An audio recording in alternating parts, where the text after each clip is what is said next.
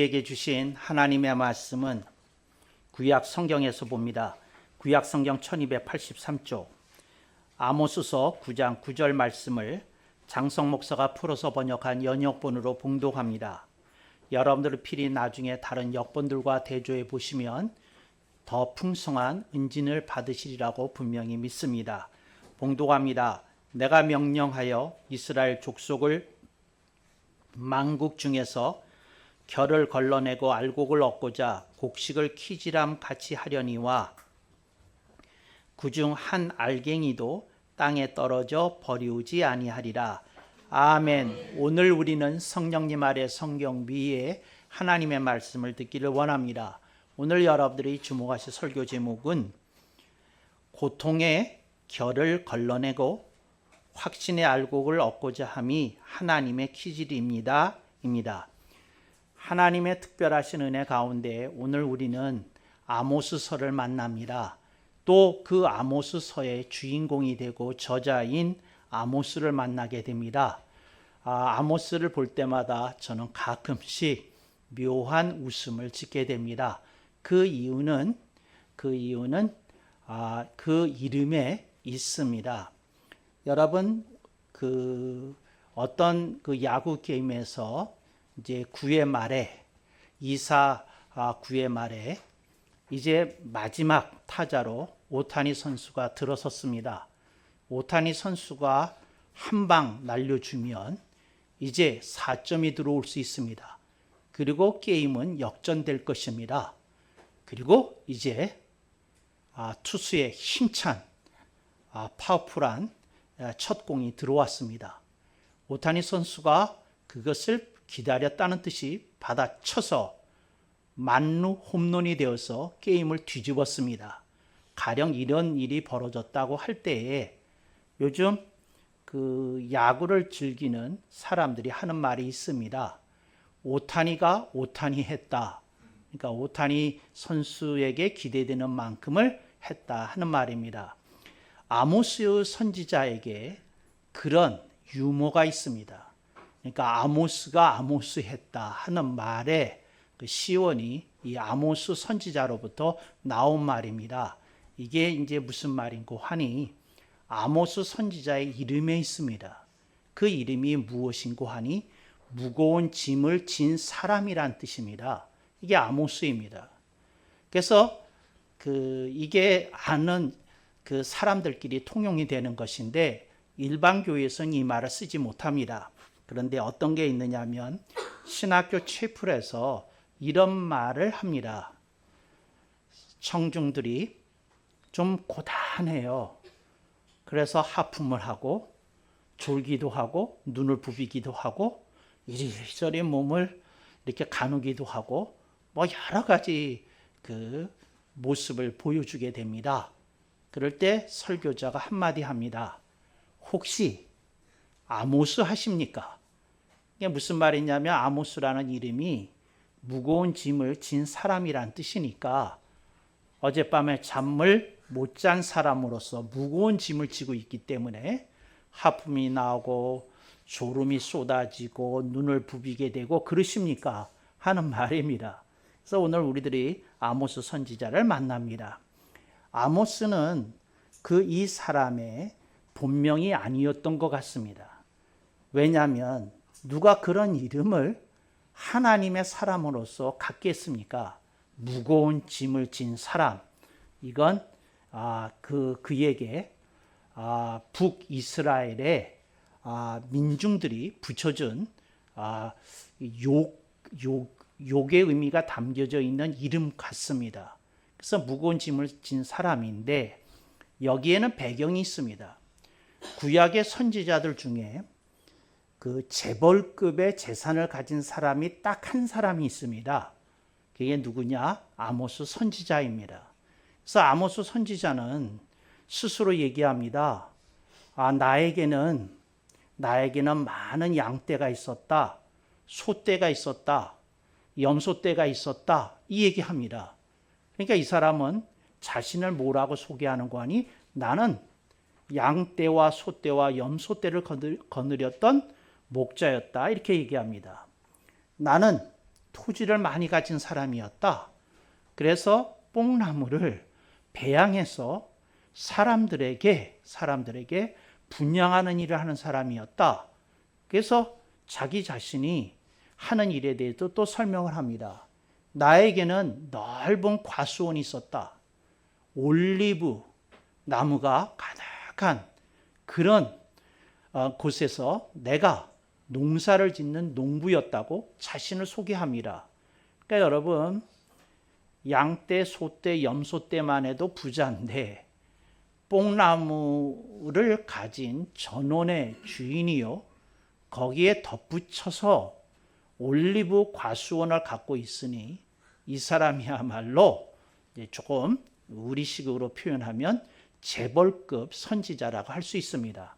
그는 결코 재벌은 아니었지만 가난한 사람이 볼 때에 그는 부유층에 속하는 사람이었다는 겁니다. 근데 어느 날 느닷없이 하나님이 그를 부르십니다. 얘야, 네가 이제 농사를 잠시 그만둬야 되겠다 하고 얘기를 합니다. 그러면서 하시는 말씀이 네가 나가서 네가 속한 나라에 앞으로 닥칠 심판에 대해서 선포하거라 하고 말씀합니다. 여러분, 아모스가 예 그랬을까요? 그렇지 않으면 하나님 나는 아닙니다 그랬을까요? 저는 나는 아닙니다에 한 표를 걸겠습니다. 여러분들 중에 고양이나 개를 키우고 있거나 키워본 경험이 있는 분들은 이걸 놔두고 어디를 간다고 생각하기가 어렵습니다. 그게 무슨 말이냐면 양떼나 염소떼를 치는 사람에게 양떼와 염소는 거의 가족입니다. 근데 내가 낳아서 얘를 받아서 키워서 이제 이렇게 재미있게 목축업을 하고 있는데 이걸 내팽개치고 주의를 하러 돌아다니라고 한다면 그 눈에 양이 밟히고 염소가 밟히고 소가 밟혀서 그거 할 수 있겠습니까? 하지 못합니다. 식물을 애호했던 이들은 압니다. 내가 꽃나무를 정성 들여 키운다는 게 어떤 일인지 압니다. 여러분, 과수원이나 전원에 있는 꽃나무들은 좀 다릅니다. 이게 뭐냐면 야생목이 아니에요. 야생목은 내버려 둘수록 알아서 큽니다. 근데 여러분, 사람에 의해서 배양된 나무는 질이 다릅니다. 사람 손이 안 가면 금방 피폐해져요. 그렇게 되는 거거든요. 근데 그 꽃나무를 두고 어디를 가겠습니까?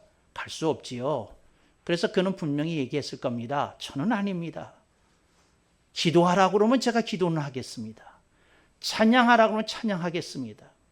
헌금하라면 내가 기꺼이 내가 분에 넘치게 할 수도 있겠습니다. 근데 내가 나가서 하나님의 말씀을 선포하는 건 나는 아닙니다. 이랬을 것입니다. 근데 하나님이 아니다. 네가 꼭 나서줘야 되겠다 하고 말씀합니다.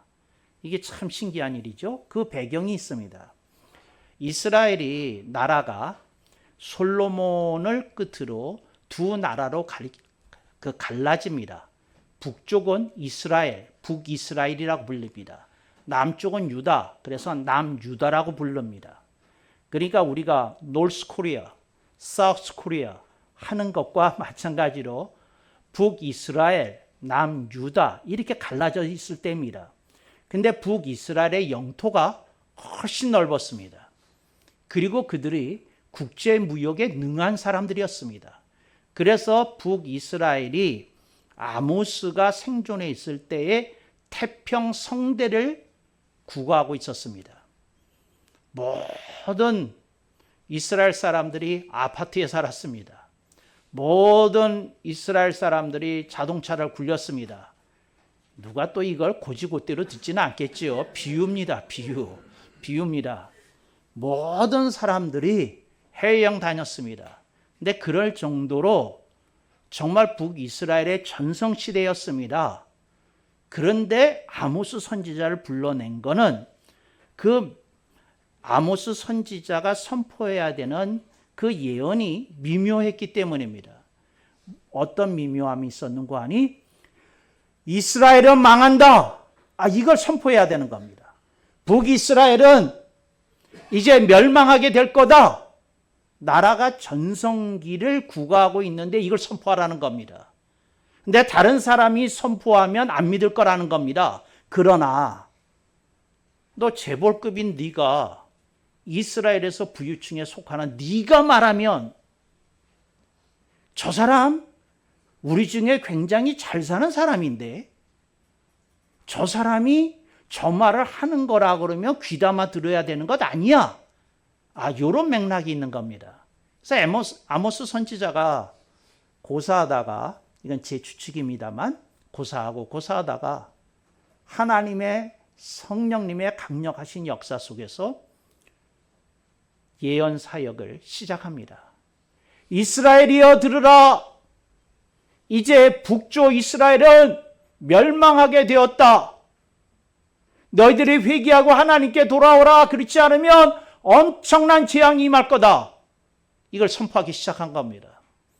그리고 아모스서는 그가 선포했던 내용에 대한 기록입니다.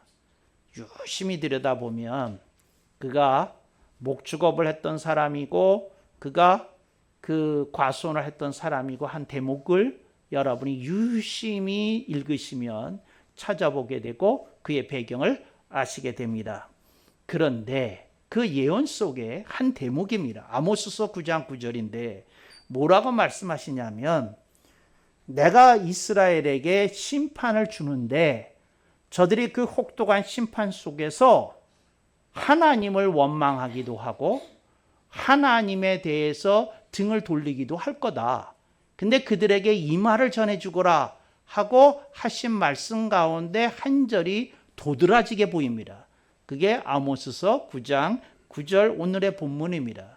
하나님이 말씀합니다. 내가 명령하여, 여기서 나는 하나님입니다. 내가 명령하여 이스라엘 족속을 만국 중에서 결을 걸러내고 알곡을 얻고자 곡식을 키질함과 같이 하려니와, 키질이라는 건 그 농기구 중에 하나입니다. 거대한, 거대하다고 말하기는 좀 그렇지만 사람 키보다 조금 작은 정도의 농기구입니다. 그 속에 수확한 곡식을 올려놓고 이렇게 흔듭니다. 그래서 뭐가 떨어지게 하느냐면 겨가, 그 껍질이 떨어지게 하고 알곡만 그 키 속에 담기게 하는 겁니다. 그래서 결을 걸러내고 알곡을 얻고자 곡식을 키질함같이 한다 하는 말입니다.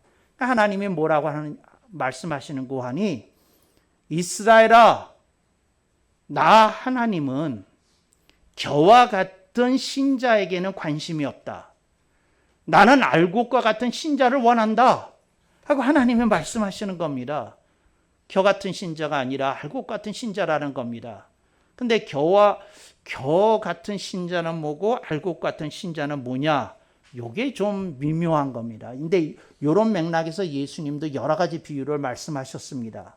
그러니까 오늘 예수님의 비유를 이렇게 곁들이지는 않겠습니다. 해석이 복잡해지기 때문에 곁들이지는 않겠지만 예수님의 비유에도 이렇게 성도들을, 신도들을 둘로 나누어서 겨와 알곡으로 나누듯이 겨는 태워져야 되는 겁니다. 그건 버려지는 겁니다. 그리고 알곡은 이렇게 거두는 겁니다.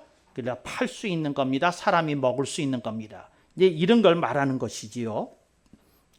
그런데 겨와 알곡처럼 이스라엘 민족을 둘로 나누어서 볼 수 있다는 겁니다. 그러니까 이스라엘 민족 중에 어떤 사람들은 어느 그룹에 속한다는 겁니까? 겨의 그룹에 속하고 어떤 사람들은 어디에 속한다는 겁니까? 알곡의 그룹에 속한다는 겁니다. 그래서 여러분들이 이제 궁금해지는 거예요. 겨는 어떤 사람들이고 알곡은 어떤 사람들이냐 하는 겁니다. 근데 여러분, 이 부분에 대해서 여러분이 새누리교회에서 누차 설교를 들으신 바가 있습니다. 근데 여러분들이 다 마음속에 이렇게 정리가 되셨겠지만 다시 제가 간단하게 말씀을 드리겠습니다. 겨는 어떤 사람이고 하니, 없어도 되는 사람입니다. 없어서 되는 사람입니다. 그러니까 예를 들자면 프란시스 베이컨이라고 하는 유명한 철학자가 인간을 셋으로 분류했습니다. 오늘 본문은 둘로 분류하는데 그는 셋으로 분류했습니다. 그러면서 말을 하기를 인간 중에 없어도 되는 사람이 있다. 이거 무서운 말입니다. 없어도 되는 사람이 있다는 겁니다. 비유합니다. 거미와 같은 사람이다. 딱 설계를 해서 다단계 넘어오게 하고 딱 설계해서 사기에 걸리게 하고 딱 설계해서 보이스 피싱에 넘어오게 하고 하는 그런 업에 종사하는 모든 사람들은 겨입니다. 없어도 되는 사람, 그걸 프란시스 베이컨은 거미와 같은 사람이라고 표현했습니다. 그러니까 없어도 되는 사람이 있다는 거죠. 그게 겨의 뜻입니다. 없어도 되는 사람. 예를 들어서 미국에서는 연쇄 살인범들이 가끔씩 나오거든요. 뭐 30명씩 죽이다 잡히는 사람들이 나와요. 10명은 뭐 흔합니다. 근데 그런 사람을 뭐라고 불러야 되겠습니까? 없어도 되는 사람 아니겠습니까? 그분들의 인격권을 무시하는 게 아니라 그렇지 않습니까? 객관적으로 봤을 때. 근데 그런 사람을 성경은 뭐라고 부르느냐? 겨라고 부른다는 겁니다. 그래서 이게 첫 번째입니다. 뭐라고요? 없어도 되는 사람이다 하는 겁니다. 프란시스 베이컨은 두 번째로 사람을 분류하는 그 3등급을 얘기한 다음에 2등급을 얘기합니다. 그게 뭐냐면 이런 사람입니다. 있으나 마나한 사람에 대해서 얘기합니다. 있으나 마나한 사람. 그러니까 뭐냐면 딱히 해가 되는 것도 아니에요. 근데 딱히 유익을 주는 사람도 아니에요. 그러니까 어떤 사람이냐면 예를 들어서 산속에서 어떤 사람이 돌을 닦아요. 그러면 그 사람이 산속에서 돌을 닦는 건 굉장히 고매한 일이지만 누구에게 유익을 주는 일 있습니까? 없습니까? 없어요. 사회와 격리된 상태로 숲속 깊은 곳에서 혼자 돌을 닦을 수 있어요. 그러면 어떻게 됩니까? 누구에게 피해를 이 사람이 준 일이 있습니까? 없습니까? 없어요. 그렇지만 이 사람이 누구에게 유익이 된 일이 있습니까? 없습니까? 그런 일도 없어요. 이제 이런 걸 뭐라고 프란시스 베이컨은 얘기했는고 하니 개미와 같은 사람이라고 얘기했습니다. 있으나 마나한 사람. 어떤 사람이냐? 자기 가족만 챙깁니다. 자기만 챙깁니다. 친척 몰라요. 형제 몰라요. 부모 몰라요. 회사에서 다른 사람 몰라요. 힘들던 말던 몰라요. 나는 내 코가 석자라는 좌우명을 가지고 삽니다. 내 코가 석자인데 내가 누굴 도와? 내가 지금 하고 싶은 거 다 못하고 사는데 내가 왜 누구한테 커피를 사줘? 내가 하고 싶은 일이 얼마나 많은데 내가 왜 이걸 입에 달고 사는 사람들입니다. 개미입니다. 아무 반응도 없으니 여기에는 그런 분이 한 분도 없는 거로 간주하겠습니다. 할렐루야 아멘. 이게 두 번째입니다. 그런 사람도 이분법에서는 겨에 속합니다. 그러니까 없어야 될 사람이 있고 있으나 만한 사람이 있다 하고 얘기를 합니다.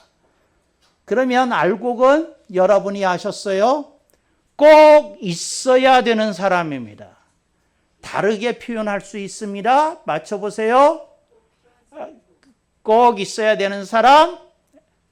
여러분들의 문학 수식 능력이 약간 가리워진 것으로 하겠습니다. 어떻게 표현해야 되는고 하니 없으면 안 되는 사람입니다. 이게 알곡입니다. 아멘이 적다고는 생각이 살짝 들려고 그럽니다. 아멘. 아멘. 그러니까 없으면 안 되는 사람이 있다는 거예요. 그걸 하나님은 뭐라고 부르셨습니까? 알곡이라고 부르신 겁니다. 왜 알곡이라고 비유를 하셨을까요? 알곡은 자신을 위해서 존재하지 않습니다. 누구에겐가에게 음식이 되기 위하여, 먹이가 되기 위하여 존재합니다. 그렇잖아요? 알곡이 먹지마 나도 살아야 돼 이러지 않습니다. 제발 먹어주세요. 그리고 똥으로라도 씨앗을 뱉어주세요. 흙이 있는데 싸주세요. 그러면 나는 다시 생명을 얻어서 종자를 번식시킬 겁니다. 이게 누가 하는 말입니까? 알곡이 하는 말입니다. 자신의 희생을 통해서 유익을 거두고 자기도 살고 남도 살는 그런 역할을 하는 사람입니다. 이걸 프란시스 베이컨은 꿀벌이라고 표현했습니다. 꿀을 생산하는 벌입니다. 꿀을 생산해서 유익을 줍니다. 본인도 그걸 먹습니다. 번식합니다. 그러니까 자기에게도 유익이 되고 그를 키워주는 사람에게도 주변에게도 유익을 줍니다. 그리고 꿀벌이 얼마 많은 꽃에게 생명력을 공급해 주는지는 여러분에게 구태여 설명드릴 필요가 없는 것으로 압니다. 그래서 하나님은 둘로 나누셨어요. 그래서 오늘 본문의 내용은 이겁니다. 당신은 겨처럼 사십니까? 알곡처럼 사십니까? 하고 묻고 있는 겁니다. 그래서 우리들의 인생이 어떻게 살아야 돼요? 알곡처럼 살아야 됩니다. 그래서 겨처럼 살면 안 되는 겁니다. 어떤 이들이 얘기합니다. 나는 교회 안 다니면서부터 행복해요. 난 이런 사람 실제로 만나봤어요. 내가 교회라는 짐을 벗고 나니까 얼마나 살 것 같은지.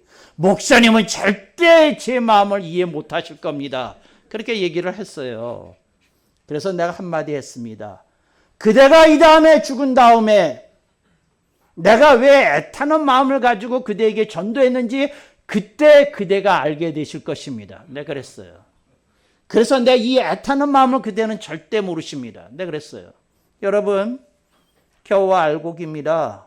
하나님의 말씀합니다. 얘야, 네가 어려운 일을 겪고 있느냐? 뭐라는 겁니까?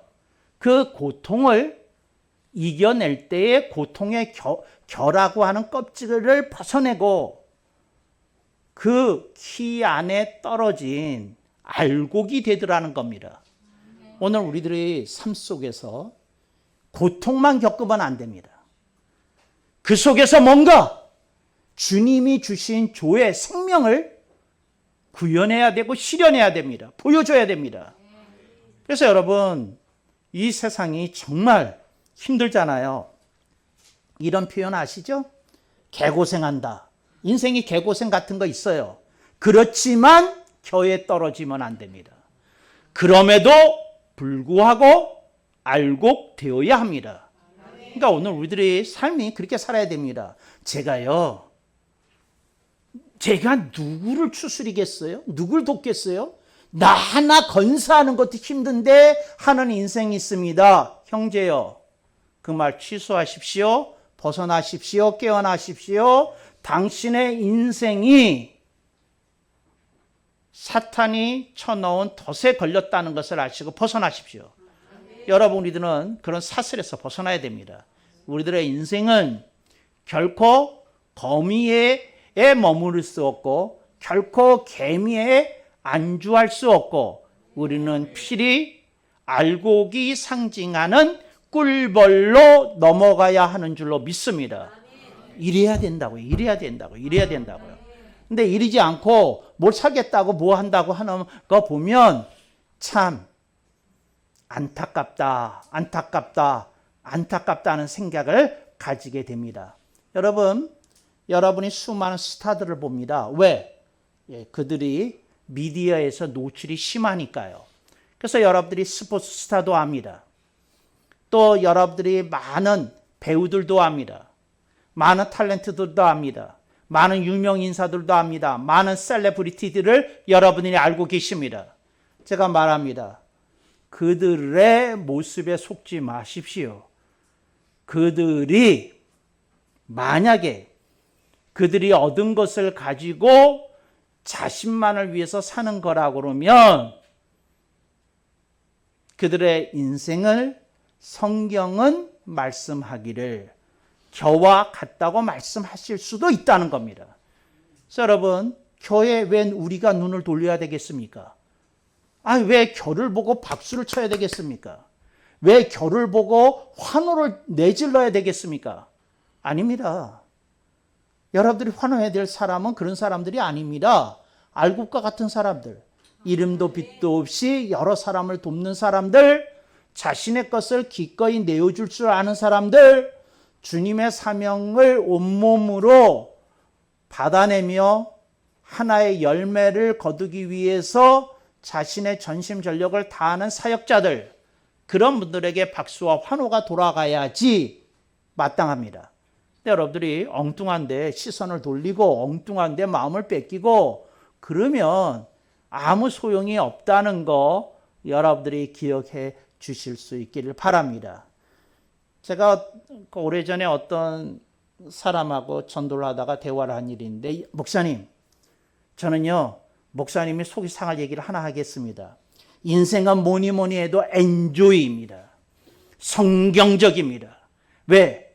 성경에 기뻐하라고 그러지 않았습니까? 조입니다.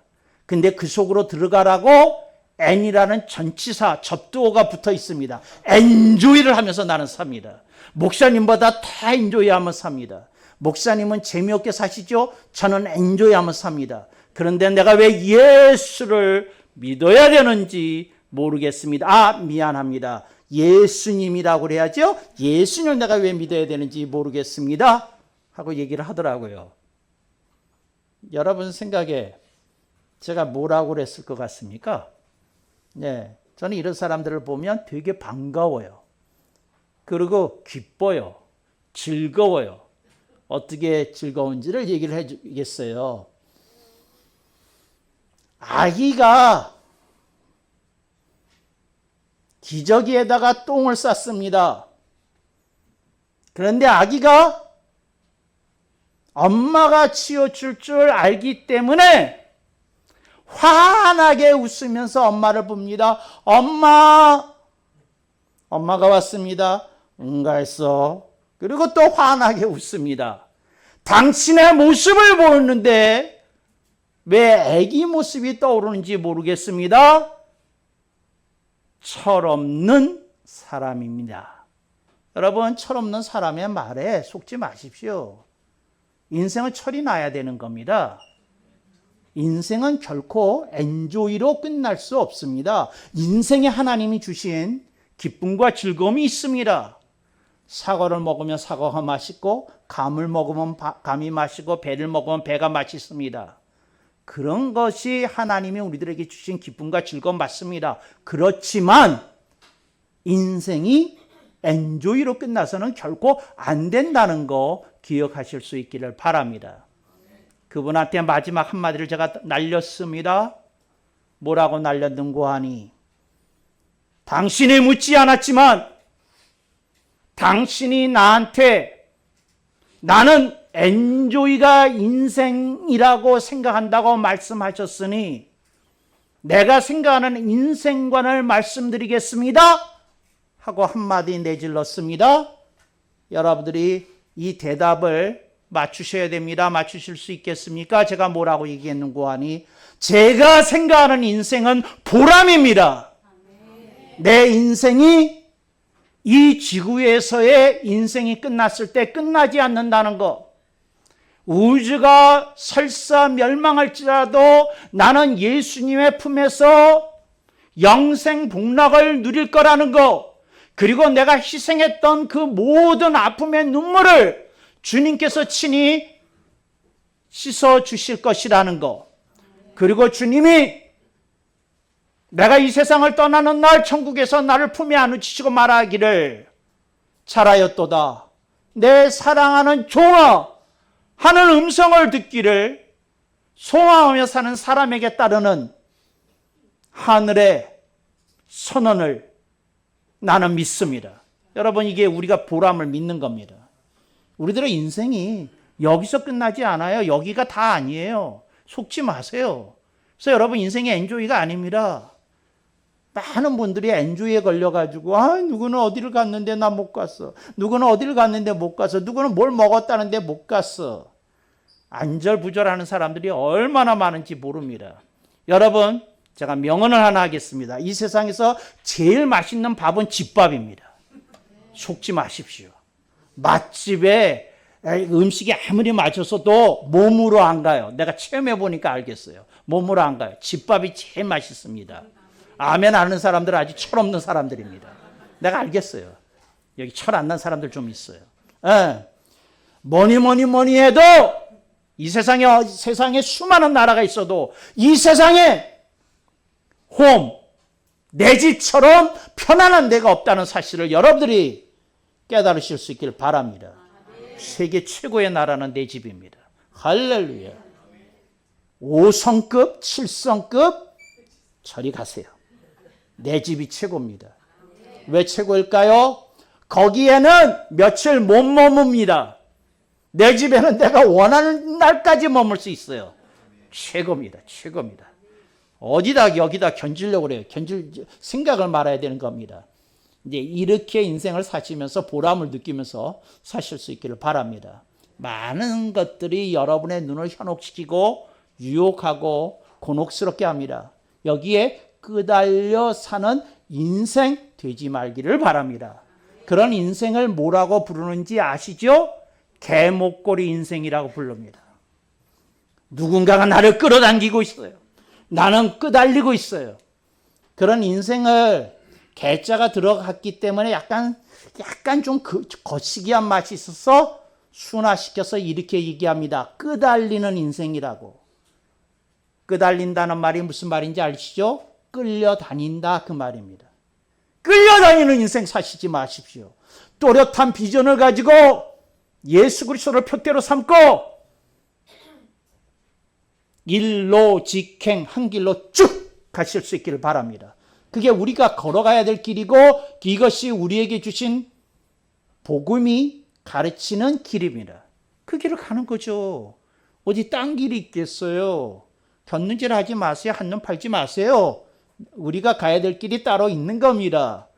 그러니까 보람을 가지고 그렇게 사셔야지. 그렇지 않으면 그저 남에게 보여주기 위한 인생 살다가 꽝 망합니다. 쫄딱 망합니다. 홀딱 망합니다. 여러분들이 정신 버떡 차리고 하실 수 있기를 바랍니다. 하나님이 여러분에게 말씀합니다. 얘야, 이제 깨어나거라.